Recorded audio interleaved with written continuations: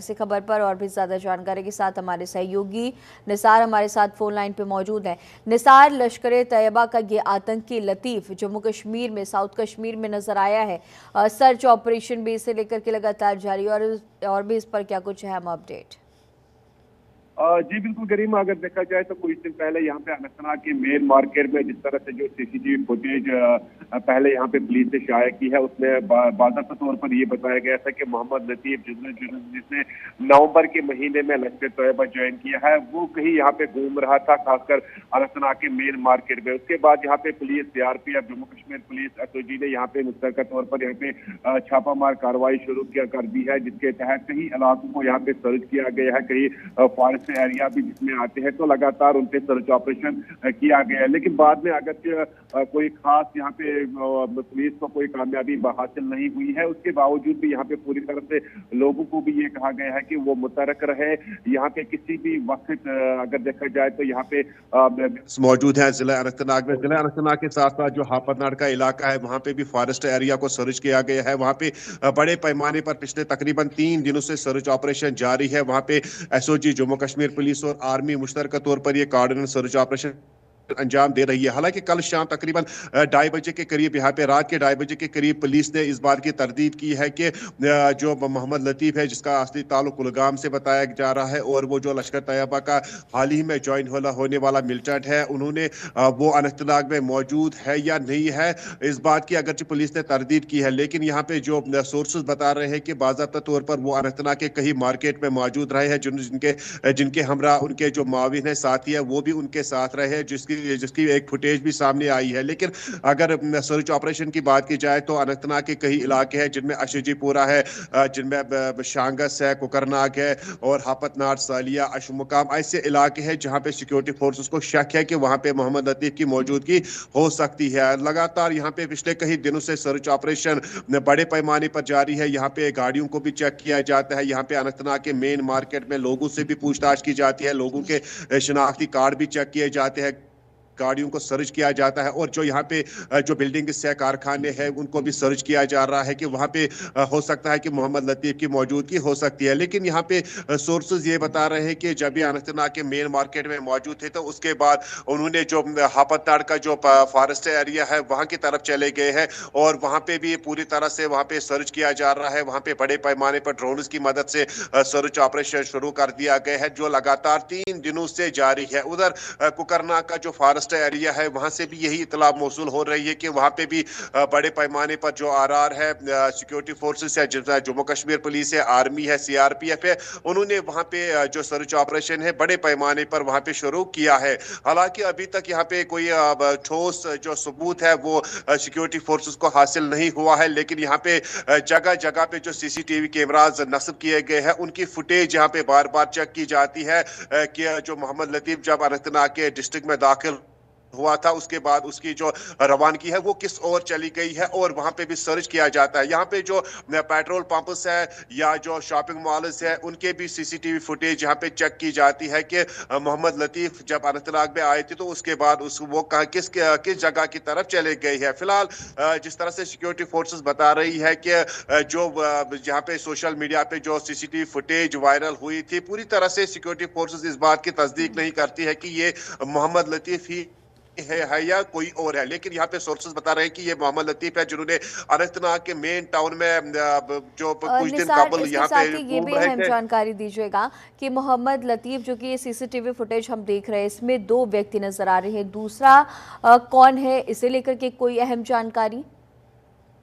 जी देखिए, जिस तरह से जो पुलिस का कहना है कि उन्होंने बताया कि मोहम्मद लतीफ के साथ एक और माविन है जो अंडरग्राउंड वर्कर है, जिसका भी ताल्लुक अनंतनाग से बताया जाता है। हालांकि नाम अभी तक सिक्योरिटी फोर्सेस ने यहाँ पे जाहिर नहीं किया है कि वो एक्टिव मिलिटेंट है या दूसरा बंदा वो एक्टिव मिलिटेंट है या नहीं है, लेकिन ये बताया गया है कि वो अंडरग्राउंड वर्कर हो सकता है, जो पूरी तरह से मोहम्मद लतीफ को गाइड कर रहा था कि कहाँ से आना है, किधर जाना है, कहाँ पे रुकना है, कहाँ ठहरना है। लेकिन जिस तरह से सिक्योरिटी फोर्सेस बता रहे हैं कि उनका कहना है कि मोहम्मद लतीफ बाद में जो हापतनाड़ का जो फॉरेस्ट एरिया है उसी की तरफ चले गए हैं। तो वहां पे भी बड़े पैमाने पर सर्च ऑपरेशन शुरू किया गया है। वहां पे ड्रोन्स भी लाए गए हैं, वहां पे सिक्योरिटी फोर्सेस के जो ट्रेनिंग याफ्ता जो डॉग्स होते हैं वो भी लाए गए हैं। और पूरी तरह से वहां पे लगभग 3 दिनों से SOG, Jammu Kashmir police, CRPF, army वहां पे सर्च ऑपरेशन चला रही है। शायद अगरचे उसी हापतनाड़ के इलाके में मौजूद होगा तो गन्नी वो एक बड़ा जंगल है, बड़ा काफी घना ठीक जंगल है। है। वहां पे सिक्योरिटी फोर्सेस को अगर के मुश्किलात भी होते हैं, लेकिन उसके बावजूद भी वहां पे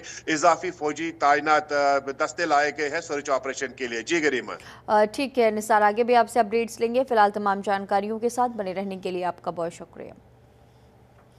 और चलिए अब आगे बढ़ते हैं, जहां बिहार में मकर संक्रांति के बाद नीतीश मंत्रिमंडल के विस्तार की संभावनाएं जताई जा रही हैं। इस आगामी विस्तार की रूपरेखा हाल ही में CM Nitish Kumar, deputy CM सम्राट चौधरी और केंद्रीय मंत्री ललन सिंह की पीएम मोदी और गृह मंत्री अमित शाह के साथ दिल्ली में हुई मुलाकात के दौरान तय मानी जा रही है। और वर्तमान में बिहार कैबिनेट में मुख्यमंत्री सहित कुल 26 मंत्री हैं, जबकि नियमों के अनुसार ये संख्या अधिकतम 36 हो सकती है। एनडीए के फॉर्मूले के तहत रिक्त 10 पदों में से 6 जेडीयू और 4 बीजेपी के कोटे में जाने की उम्मीद है। सूत्रों के अनुसार जेडीयू इस विस्तार के जरिए जातीय, सामाजिक और क्षेत्रीय समीकरणों को साधने की रणनीति पर काम कर रही है। वर्तमान कैबिनेट में राजपूत, दलित, भूमिहार और कुशवाहा कुर्मी समाज को पर्याप्त प्रतिनिधित्व मिला है। इसीलिए अब जेडीयू का फोकस उन वर्गों पर है जिन्हें जगह नहीं मिल सकी। चर्चा है कि इस बार अति पिछड़े, निषाद, धानुक और वैश्य समुदाय के साथ साथ महिलाओं को भी मंत्रिपरिषद में जगह दिया जा सकता है। जेडीयू नए चेहरों को मौका देकर आगामी चुनावों के मद्देनजर एक समावेशी राजनीतिक संदेश देने की तैयारियों में है। बिहार की राजनीति से जुड़ी ये बड़ी जानकारी। अगले महीने मंत्रिमंडल का विस्तार हो सकता है और पूरा फॉर्मूला तैयार करने की कोशिश में है। राजीव हमारे सहयोगी लगातार हमारे साथ मौजूद है। राजीव, क्या अब तक मेरी आवाज़ पहुंच रही है? जी जी जी जी जी राजीव, जिस तरह से अब देखा जा रहा है कि बिहार में चुनाव जीतने के बाद अब सरकार की तैयारी है मंत्रिमंडल विस्तार को लेकर के, और इस बार की अगर हम बात करें तो क्या फॉर्मूला सरकार अपनाने वाली है जिससे सभी वर्गों को ध्यान में रखा जाए और एक समावेशी राजनीतिक संदेश देने की तैयारियां भी कही जा रही हैं? बिल्कुल गरिमा, बता दें कि आपको अगले साल 2026 के अगर हम मकर संक्रांति की बात करें तो आपको 14 जनवरी के बाद आपको बिहार में एनडीए की सरकार की मंत्रिमंडल के विस्तार मतलब कि होने की संभावना है। और बता दें कि इसको लेकर मतलब कि खाका पूरी तरह से सभी एनडीए के जो घटक दल के जो शीर्ष जो नेताओं के साथ मतलब कि बैठक करके पूरी कर ली गई है। और बता दें कि आप कुछ दिन पहले ही मुख्यमंत्री नीतीश कुमार जो हैं वो मतलब कि दिल्ली इस बाबत मतलब कि गए थे और माना जा रहा है कि उनकी जो मुलाकात मतलब कि हुई थी पीएम नरेंद्र मोदी और अमित शाह के साथ, उनके साथ जदयू के जो मतलब कि आपको राज्य ये केंद्रीय राज्य मंत्री हैं राजीव रंजन सिंह उर्फ ललन सिंह, और उनके साथ जो मतलब कि बैठक जो मतलब कि हुई थी, तो कहीं ना कहीं मतलब कि इस बार जो मतलब कि गणित जो है वो मतलब कि अधिक तरह से जो कम ज्यादा जो हो रहा था उसको पूरा कर लिया गया है। और बता दें कि 17-15 का जो फार्मूला है वो मतलब कि आपको बीजेपी और आपको जदयू का मतलब कि है, और बाकी जो आरएलएम के मतलब कि एक मंत्री बनाए जा चुके हैं। और आपको लोक जनशक्ति पार्टी की मतलब की बात करें तो उसमें भी 2 मतलब कि मंत्रियों को मतलब कि शपथ जो है वो मतलब कि दिलाई जा चुकी है। और आपको हिंदुस्तान आवाम मोर्चा पार्टी की अगर बात करें तो उसमें भी एक मंत्री को मतलब कि आपको एनडीए में अब ये आपको जो प्रक्रिया है पूरी कर ली गई है। तो माना जा रहा है कि आपको जदयू में मतलब कि 4 मंत्रियों को मतलब कि और मतलब कि बढ़ाया जा सकता है, जबकि आपको मतलब कि जो बीजेपी के में जो है बाकी जो मंत्री हैं कुल 10 मंत्रियों को मतलब कि अभी मंत्रिमंडल में मतलब कि शामिल करना है। और माना जा रहा है कि संवैधानिक जो ये नियम है उसके तहत मतलब कि सरकार में 36 मंत्रियों का जो है आंकड़ा वो होना चाहिए। वर्तमान सरकार में 26 मंत्रियों मतलब कि अभी तक हैं, और जदयू जो है उसके कोटे से 4 मंत्री मंत्रियों का विस्तार हो सकता है। जैसा कि आपने देखा होगा कि केंद्रीय आपको राष्ट्रीय कार्यकारी आपको अध्यक्ष बनने के बाद नितिन नवीन जो है उनका जो मतलब 2 पथ निर्माण मंत्री और नगर विकास विभाग जो है वो मतलब कि अभी तक जो है वो उसका भी 10 जो मंत्रियों का विस्तार मतलब होगा उसको भी उसमें बंटवारा होगा। माना जा रहा है कि आपको अभी जो ऊर्जा मंत्री हैं जदयू कोटे से विजेंद्र यादव, उनके पास 5 से ज्यादा मतलब कि मंत्री हैं। जब जो पद उनको मिला है तो कई मंत्रियों को मतलब 2 से 5 जो अतिरिक्त जो पद दिए गए हैं, तो ये 10 जो मंत्रियों को जो विस्तार मतलब कि होगा तो मतलब कि इसको जो है उसको बंटवारा मतलब कि होगा। निश्चित तौर पर सरकार के मतलब ठीक जितने है भी राजीव, विभाग हैं के मतलब कि ठीक है, खबर पर नजर बंटवारा बनाए होने के बाद रखिएगा। आगे भी आपसे अपडेट्स लेंगे। फिलहाल तमाम जानकारियों के साथ बने रहने के लिए आपका बहुत शुक्रिया। चलिए अब आगे बढ़ेंगे। जहां यूपी की पुलिसिंग का रोड मैप तैयार होगा, आज से 2 दिवसीय कॉन्फ्रेंस होनी है। सीएम योगी भी इस दौरान मौजूद रहेंगे। साइबर, नारकोटिक्स, महिला संबंधी अपराध के प्रेजेंटेशन होंगे। यूपी में कानून व्यवस्थाओं को चाक चौबंद बनाए रखने के लिए आज और कल वरिष्ठ पुलिस अफसरों की कॉन्फ्रेंस का आयोजन होना है। इसमें डीजीपी कॉन्फ्रेंस की तरह ही वरिष्ठ पुलिस अधिकारी मौजूद रहेंगे। कॉन्फ्रेंस में प्रदेश के पुलिसिंग का रोड मैप तैयार होगा। बैठक में दोनों ही दिन मुख्यमंत्री योगी आदित्यनाथ मौजूद रहने वाले हैं। 2 दिनों तक चलने वाले इस कॉन्फ्रेंस में सभी जोन के एडीजी, रेंज आईजी और डीआईजी शामिल होंगे। कॉन्फ्रेंस में पुलिसिंग से जुड़े अहम मुद्दों पर प्रेजेंटेशन होंगे। वहीं साइबर, नारकोटिक्स, महिला संबंधी अपराध, बॉर्डर सिक्योरिटी, आतंकवाद, beat policing, e office, CCTNS पर भी प्रेजेंटेशन होगा। और इसी खबर पर और भी ज्यादा जानकारी के साथ हमारे सहयोगी अवनीश हमारे साथ फोन लाइन पे मौजूद हैं। अवनीश, यूपी की पुलिसिंग का ये रोड मैप तैयार हो रहा है और अब इसे लेकर के कॉन्फ्रेंस भी होनी है, 2 दिवसीय कॉन्फ्रेंस, सीएम योगी भी मौजूद रहने वाले, और इस पर क्या कुछ अहम जानकारी है? जी बिल्कुल, देखिए वरिष्ठ पुलिस अधिकारियों का ये सम्मेलन है, 2 सम्मेलन है 27 और 28 तारीख को, और करीब 10 बजे का वक्त होगा जब मुख्यमंत्री योगी आदित्यनाथ मुख्यालय पहुंचे और सम्मेलन में शामिल होंगे। और इस सम्मेलन का लक्ष्य है कि जो विधि व्यवस्था है, जो पुलिसिंग व्यवस्था है, इसके बारे में चर्चा करनी। खासतौर पर अगर देखा जाए तो साइबर क्राइम लगातार बढ़ रहा है, उस पर चर्चा करेंगे सभी वरिष्ठ पुलिस अधिकारी।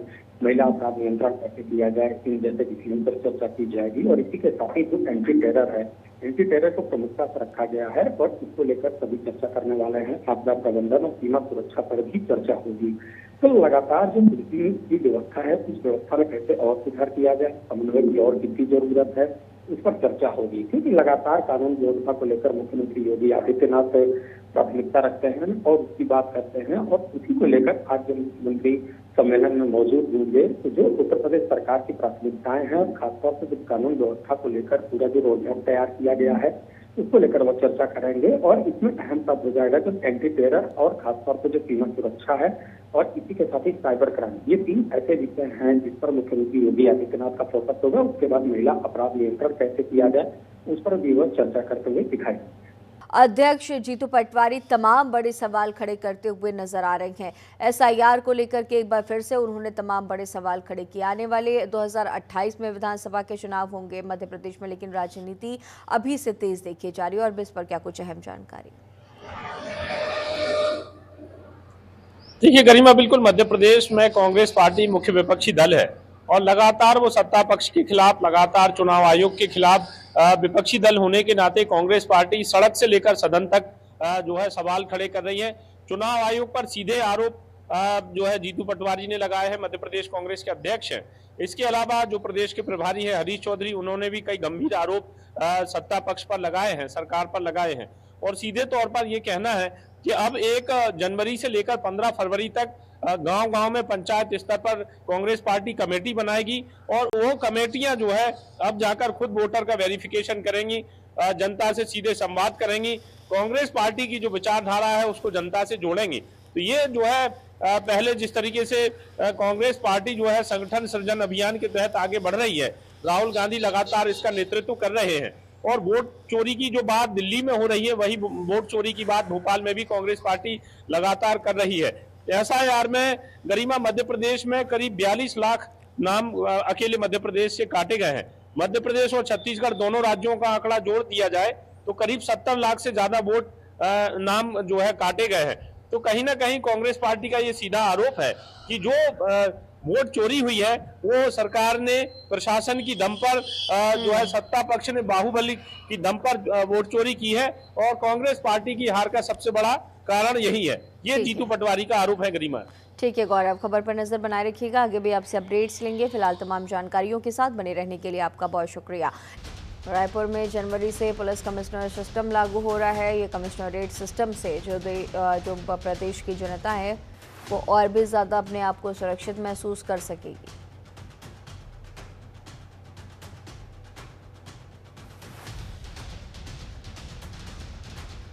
कानून व्यवस्था और कर्फ्यू जैसे सभी चीज़ों पर नियंत्रण होगा। और इसी खबर पर और भी ज़्यादा जानकारी के साथ हमारी सहयोगी तज़ीन हमारे साथ लाइव मौजूद हैं। तज़ीन, नए साल की शुरुआत छत्तीसगढ़ में सुरक्षा व्यवस्थाओं को और पुख्ता करके हो रही है। पुलिस कमिश्नरेट सिस्टम अब लागू हो रहा है, क्या कुछ अहम तैयारियां इस दौरान देखी जा रही हैं? बिल्कुल, देखिए गरिमा, आपको बता दें कि यहाँ पर 15 अगस्त 2025 को जब मुख्यमंत्री विष्णुदेव साय ने ऐलान किया था कि छत्तीसगढ़ में जल्द ही पुलिस कमिश्नर प्रणाली जो है वो लागू की जा सकती है। और ऐसे में अब जो यहाँ दिसंबर की 31 दिसंबर को जब मंत्रिमंडल की कैबिनेट बैठक होगी तो उसमें ये अध्यादेश जो है उस पर मंजूरी लग सकती है कि यहाँ पर अब पुलिस कमिश्नर प्रणाली जो है वो लागू हो जाएगी। मध्य प्रदेश की तर्ज पर जो है यहाँ पर भी अब पुलिस कमिश्नर प्रणाली जो है वो लागू की जाएगी और इसके लिए लगभग तैयारियां जो है वो कर ली गई है। और अलग अलग जो नाम है, क्योंकि देखिए कमिश्नर प्रणाली के लिए जो पुलिस कमिश्नर के लिए आईजी या फिर डीजीपी के तहत जो नाम है वो उसमें वरिष्ठ नाम जो है उस पर चर्चा की जा रही है। फिर चाहे वो आईजी सुंदरराज के नाम पर हो या फिर आईजी अमरेश मिश्रा हो, राम गोपाल हो, अलग अलग जो आईजी है उनके नामों की चर्चा भी की जा रही है कि छत्तीसगढ़ का पहला पुलिस कमिश्नर जो है वो कौन होगा। और कहीं ना कहीं अब जो बढ़ते आपराधिक मामले हैं उस पर भी कहीं ना कहीं सख्ती और पकड़ बनाने के लिए जो है ये जरूरी कहीं ना कहीं नजर आ रहा है। और आपको बता दें अलग अलग जो अधिकार है वो पुलिस कमिश्नर प्रणाली लागू होने के बाद जो है वो कलेक्टर से हटकर सीधा पुलिस कमिश्नर के हाथ में हो जाएंगी। फिर चाहे वो राज्य में 144 की धारा, जिले में 144 की धारा लगाना हो, कर्फ्यू लगाना हो या फिर धरना प्रदर्शन के लिए जो परमिशन होती है, और निश्चित तौर पर एक सुरक्षा व्यवस्थाओं में और बेहतर सुधार छत्तीसगढ़ में देखा जाएगा और इसकी दिशा में एक और बढ़ता हुआ कदम इसे मान सकते हैं। तज़ीन, आपने तमाम अहम जानकारी दर्शकों के साथ साझा की। आपका हमारे साथ लगातार बड़े रहने के लिए बहुत शुक्रिया।